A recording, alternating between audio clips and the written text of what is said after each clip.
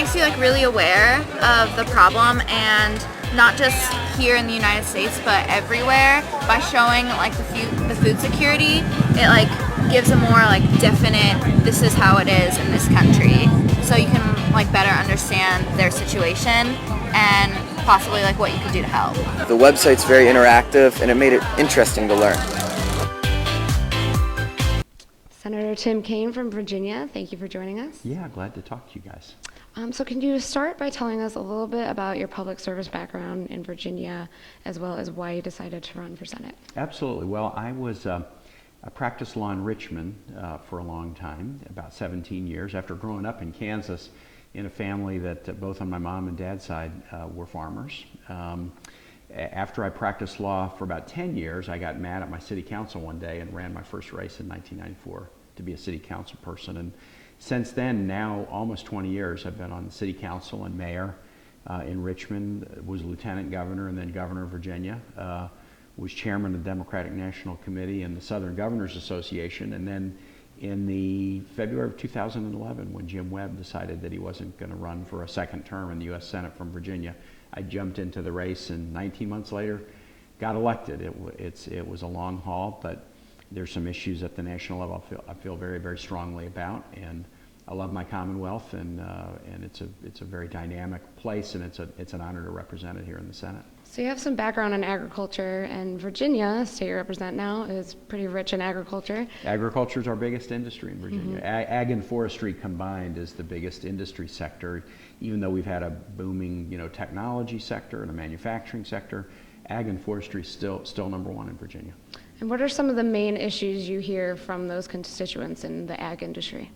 A lot. When I was governor especially, and then carrying over into being Senate, probably the biggest issue is how to help farmers who don't have massive acreage as kind of the traditional family farm, how to find strategies so that they can be economically productive and that they can keep farming and pass on their farms to their kids and their grandkids. There's a lot of pressures, whether they're tax pressures or the pressures of suburban development or just the difficulty in making a living on small acreages that make it difficult for farmers to keep these long-standing family farms in operation. So most of the issues I heard kind of fit into that. How can you make family farms productive and sustainable over the long term? Issues dealing with regulations, especially in Virginia, water regulations because of Chesapeake Bay Compact. Those were pretty common. Open space preservation strategies. One of the ways we tried to deal with the first issue in Virginia was having really dramatic tax credits for folks who agree to preserve working farms and forests. And we have a really significant tax credit to enable people to do that. And that was used very successfully by a lot of our farmers. And those are some strategies that I want to look to enhance at the federal level. Okay. And within and then exports too. That's absolutely. The other thing, yeah. I'll say is that because we have a really great port in Virginia, in Hampton Roads, there's an awful lot of opportunities for our farmers to find customers overseas. And farms that were selling nothing overseas 10 years ago often now have pretty significant overseas customer bases. And that's something that, again, not just in Virginia, that nationally, we ought to do all we can to make sure that our farmers find new markets for the great products that they grow and raise. And on trade, one of the large negotiations going on right now is a Trans-Pacific Trade Partnership. Yep. What are your thoughts on that and the whole process? Is it mostly a beneficial deal, or do you have to wait and see? There will be pluses and minuses and details that we need to watch. But generally, I think more robust trade engagement is very important for our nation to do. So in the Trans-Pacific Partnership, and then the one that's following, the Transatlantic Trade and Investment Partnership with countries like the United States that ring the Atlantic, I think it's going to create really good opportunities for farmers and foresters too, to find new markets for products. So again, you got to pay attention to details, and there's always controversies because these are big, multi-step agreements with numerous partners, and you got to be careful and pay attention to the details. But if we are able to find a working agreement, I think it's going to open up new markets for a lot of our farmers that will be very, very good for them. And as we sit here today, we still don't have a farm bill, a new comprehensive farm bill.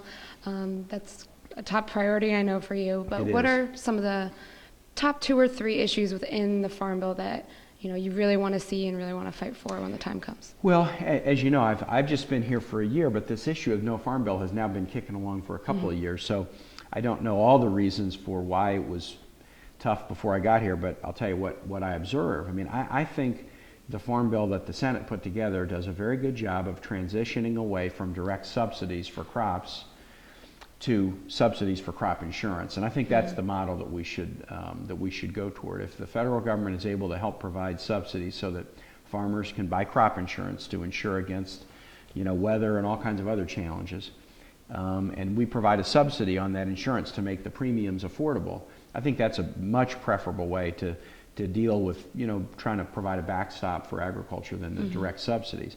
It also is good in helping us deal with the deficit. It saves us some significant amount of money. But it seems to me that what's really hung up the Farm Bill this year, what is hanging it up, and in the past, is the Senate is very, very strongly supportive of the SNAP program, Supplemental Nutrition Assistance. I'm very strongly supportive of that program. And while anything in that program can be improved, and there are some I would say problems with the way it's developed, and we've in the Senate bill tried to fix those problems and save some money. The idea that we need to dramatically slash that program at a time when we still have too many people who are hungry or not secure in where their next meal is coming from, I'm really against. And so that's been the holdup between the Senate and the House version, is the House's desire to cut a lot more out of SNAP. We do not want to do that in the Senate. Now, my hope is, just as we've, as we're talking today, we just voted and passed the Senate, the nation's first budget in 4 years. Last night, we're going to pass a big defense bill today with some bipartisanship. I'm hoping it's going to rub off a little bit, and frankly, from talking to the Senate Chairwoman, Debbie Stabenow, in the last day or two, she's starting to feel a little more positive. Probably won't get there by year end, but she's feeling positive about the direction of the discussion. So I think it would send an awful good signal if Congress could come together to embrace a policy that's necessary for American farmers. Right. So do you think the budget passed by the Senate is sort of indicating a sea change, or? I would say I hope so. So I don't know that I'm going to claim that yet, because I think, but it certainly is an indication that we need to work together and compromise. I'm on the budget committee. When I was elected, I was put on the committee, and I'm like, why do I want to do this? They haven't done a budget in 4 years. But I agitated with others, let's do some budgets again. I've done a lot of budgets as a mayor and governor, and the fact that we were able to get there and that the Senate gave, there's some things in this compromise we don't love. There's some things we wanted in that are not in, and the House says exactly the same thing. But that's what it takes up here. And the fact that we compromised, and in Virginia, I'm really proud of the fact that there's 13 members of Congress from Virginia, 11 House members and 2 senators, and it was 13-0 vote. We were all on board with this budget compromise. 8 Republicans, 5 Democrats were all on board. So I think it's suggesting that we're coming together. We will have a pretty critical discussion about the debt ceiling in late February, March, and that will be a test of, how cooperative do we want to be. But look, if we can do the budget, if we can do this defense authorizing bill, which we will, if early in 14 we find a breakthrough on the Farm Bill, which has tied up the Congress for the last couple of years, and we get this debt ceiling thing resolved, I think then you'll have enough in achievements in a row that I'll tell you, hey, it may be a sea change. We're not there yet. We got more work to do. Do you think the same goes for immigration legislation in the upcoming year, particularly for farm labor? Yeah, it's huge issue in Virginia. And, immigration reform is kind of an interesting one because the coalition that supports it is a pretty diverse coalition. Ag, technology, the Chamber of Commerce, research universities, organizations that represent new Americans, primarily Latinos, but not only Latinos, churches. So it's a big bipartisan and multi-party coalition of folks that want immigration reform, but Ag is very, very focused on it. My sense is this: the Senate, we passed our bill with nearly 70 votes in June, and we've been kind of waiting on the House, and it looks like what the House is doing is, out of the Judiciary Committee, they're forwarding some kind of piecemeal approaches that they'll probably try to package into a larger bill. And I think the House will do an immigration reform bill. Now, it'll be different than the Senate's bill, and then that'll test us just like this budget compromise tested us. But if I had to predict, I don't think the House will leave immigration undone in 2014. I think they'll pass something meaningful, and then it will be up to the two sides to work together in conference and try to find that compromise that we can all embrace and move forward with. Okay.